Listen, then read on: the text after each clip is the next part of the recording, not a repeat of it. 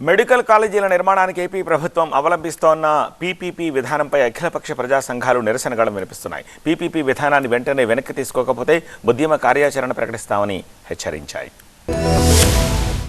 ప్రభుత్వ medical కాలేజీలను PPP పేరుతో ప్రైవేటీకరణ చేయడాన్ని రద్దు చేయాలని అఖిలపక్ష ప్రజా సంఘాల రౌండ్ టేబుల్ సమావేశం డిమాండ్ చేసింది. కాకినాడలో నిర్వహించిన ఈ రౌండ్ టేబుల్ సమావేశంలో CPI, CPM, Congress, YCP, Aam Aadmi, BSP, Jai Bhim party నేతలతో పాటు 19 ప్రజా సంఘాల నాయకులు పాల్గొన్నారు. వైద్య రంగాన్ని పీపీపీ పేరుతో ప్రైవేటీకరణ చేస్తే సహించేది లేదని మాజీ మంత్రి కురసాల కన్నబాబు హెచ్చరించారు. ఎస్సీ, ఎస్టీ, బీసీ విద్యార్థులకు వైద్య విద్యను దూరం చేయొద్దని డిమాండ్ చేశారు. వైసీపీ హయాంలో ఎన్ని ఆర్థిక ఇబ్బందులున్నా మెడికల్ కాలేజీల నిర్మాణం చేపట్టామన్నారు. ప్రభుత్వం తన నిర్ణయాన్ని మార్చుకోకపోతే ప్రజాగ్రహానికి గురి కావాల్సి వస్తుందని కురసాల కన్నబాబు హెచ్చరించారు. కూటమి ప్రభుత్వ వైఖరి రాజ్యాంగంలోని మౌలిక సూత్రాలకు విరుద్ధంగా సామాజిక వర్గాల అభ్యున్నతికి భంగం కలిగించేలా ఉందన్నారు. సిపిఐ రాష్ట్ర కార్యవర్గ సభ్యులు తాటిపాక మధు. ప్రజల అభిప్రాయాలు తీసుకోకుండా మెడికల్ కళాశాలను పీపీపీ పేరుతో ప్రైవేటీకరణ చేయడాన్ని తాము వ్యతిరేకిస్తున్నామన్నారు ప్రజా సంఘాల నేతలు. మెడికల్ కాలేజీల పీపీపీ విధానం వల్ల ప్రభుత్వ ఆస్తులు దాదాపు 60 ఏళ్ల పాటు ప్రైవేట్ సంస్థల చేతుల్లోకి వెళ్లిపోతాయన్నారు. విద్యా, వైద్యం ప్రభుత్వం చేతిలోనే ఉండాలన్నారు.